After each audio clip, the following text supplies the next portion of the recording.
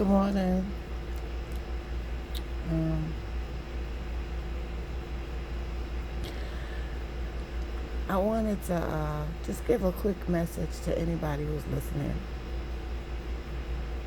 Please live your life to the fullest.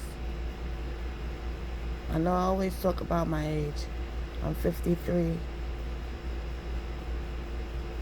But a lot of the people that I grew up with, and there was a lot of us guys, because I keep telling you, I lived in a section of Brooklyn where we had one, two, three, four, five, six, seven, yeah, eight,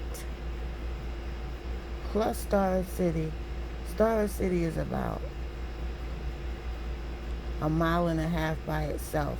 All tall buildings. It must be, I think the buildings go up to 20 floors. Some of them 16.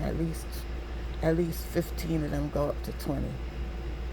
I grew up in a neighborhood where um, within a mile and a half radius, there was 8 apartment complexes. Maybe 2 miles, I would say. No, yeah, maybe 2 miles. 8 apartment complexes, people.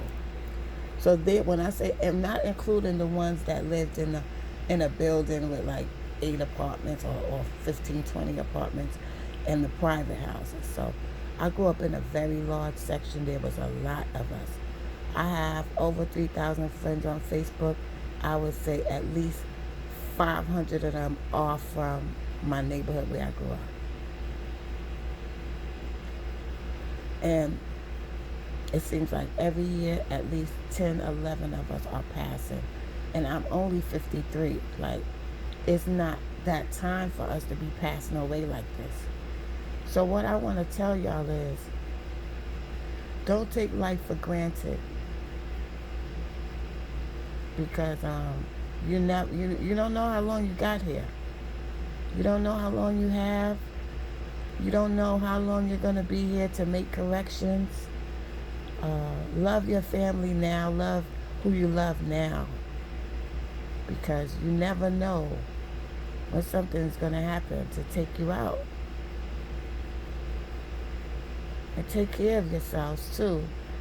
You know, we just lost another very important part of our community, Tony, Puerto Rican Tony. Um, he was very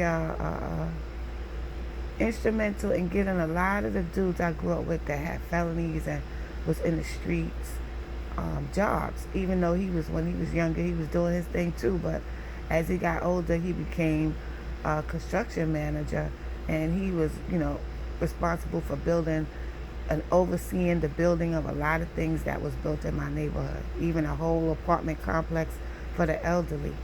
And he was never out of reach. I just met with him maybe last year or so about the business that I'm in, because it's, coincides with what he does. And he was very open. Him and his partner sat down and talked to me, and I hadn't seen Tony in about 15 years, maybe more. But when he heard I wanted to talk to him, he was there.